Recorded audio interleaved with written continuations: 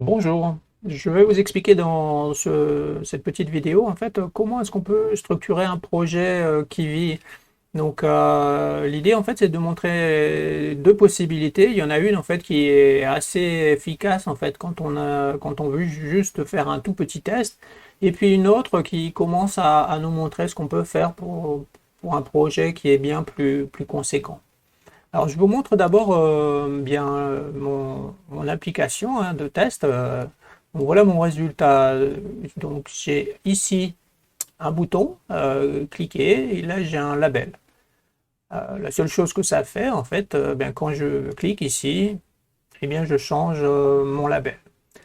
Alors, ici, on ne va pas se concentrer sur comment faire pour positionner ces choses-là. On verra ça dans une autre vidéo. Mais ici, c'est surtout comment structurer le code. Alors, je vous montre maintenant ici une première solution. Donc, cette première solution, elle est vraiment très courte.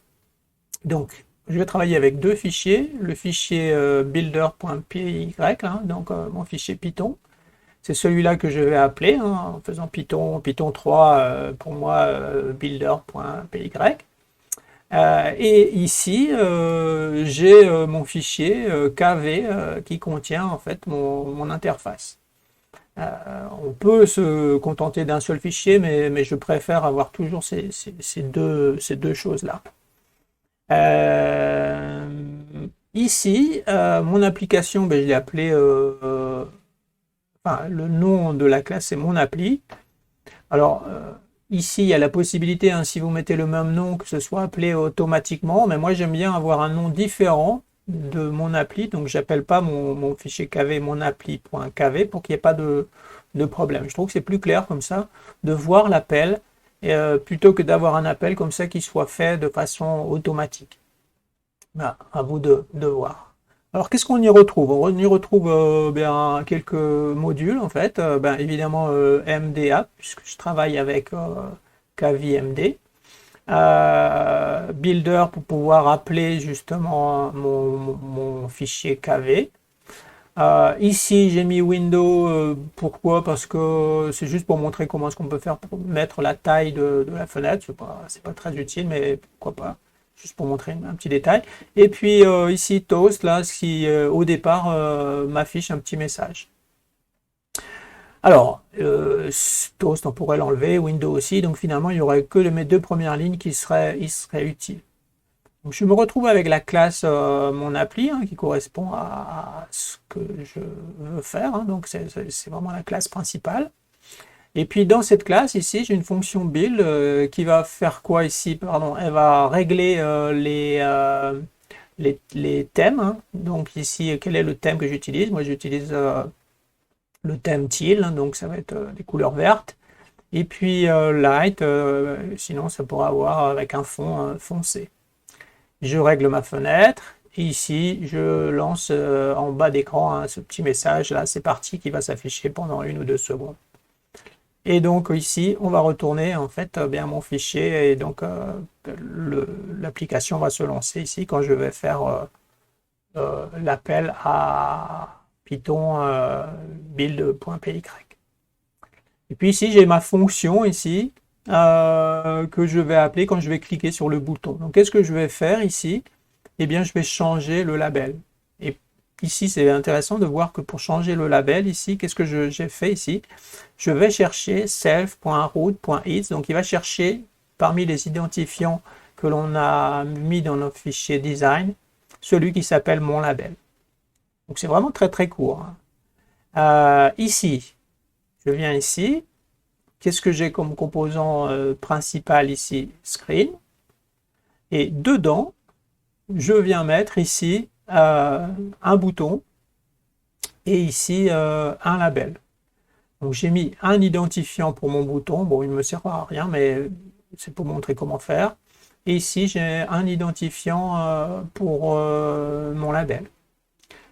Donc il faut faire attention, hein, les identifiants, ce ne sont pas des chaînes de caractères, hein, ce sont des variables ici.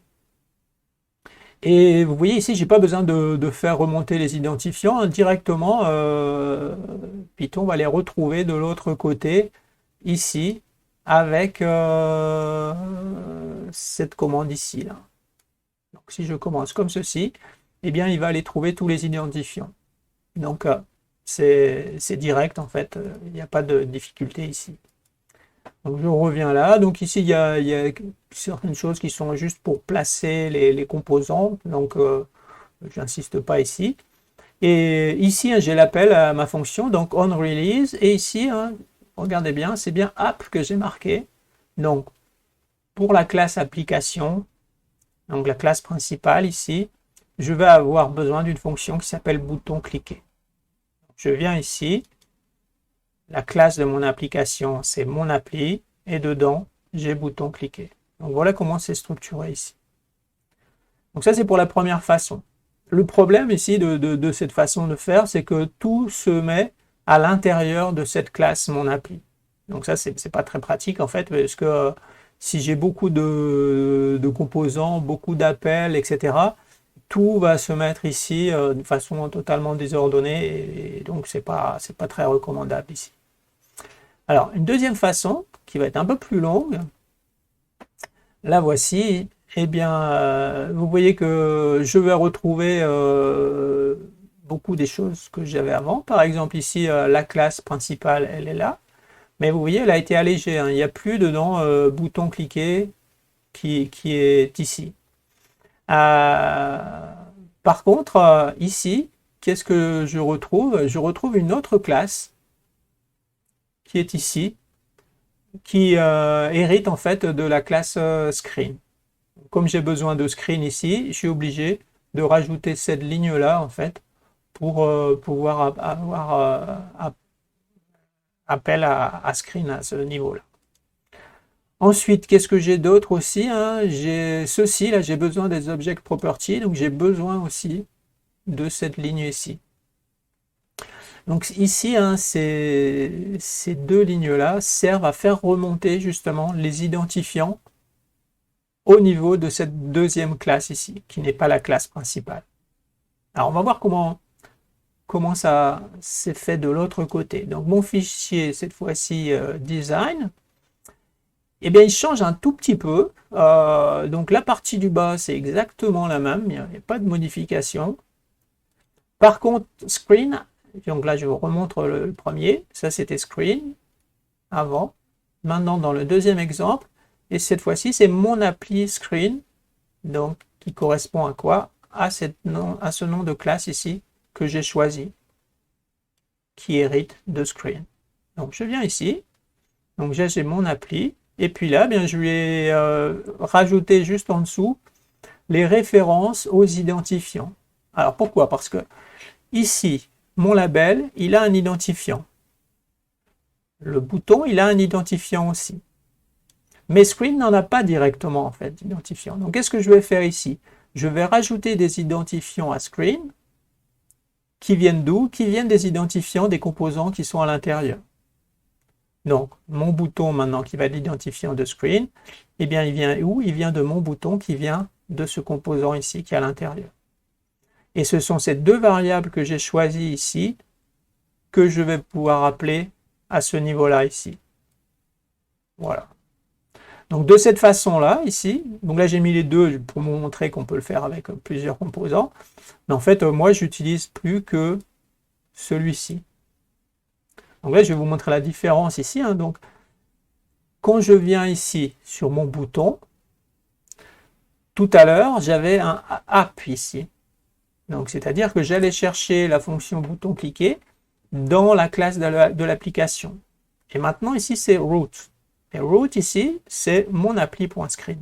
Donc ça veut dire que bouton cliquer doit se trouver dans mon appli screen. Et c'est bien ce que j'ai ici, à ce niveau-là. Donc quand je suis ici, qu'est-ce que je veux faire? Je veux changer le label. Donc il faut que j'accède au label. Mais je ne suis pas dans la classe principale ici. Donc comme je suis à ce niveau-là, bien qu'est-ce que je vais faire?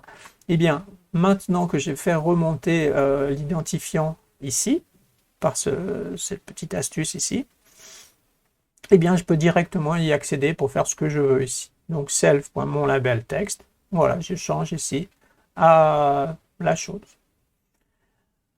Alors c'est plus compliqué dans un premier temps. Donc si je recompare mes deux programmes, donc ici vous voyez que c'est très simple, hein, tout est dedans. Alors que quand je suis ici de l'autre, eh bien j'ai ma classe d'application et j'ai une autre classe en fait qui correspond à un composant de mon application. Donc là c'est le composant ici screen.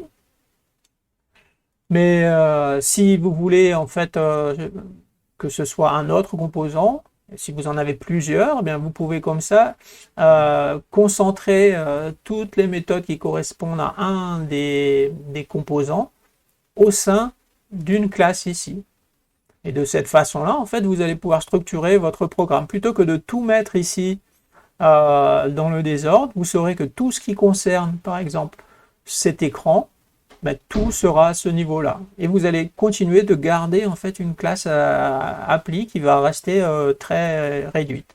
Donc si vous avez si vous avez beaucoup de choses, eh bien vous allez pouvoir placer comme cela ces classes-là dans des fichiers Python différents qui vous suffira d'importer après et vous allez avoir comme ça un code qui sera facilement exploitable et avec un code qui sera vraiment bien structuré. Donc ça c'est ce qu'on veut parce que sinon très vite hein, on arrive avec un code qui s'allonge.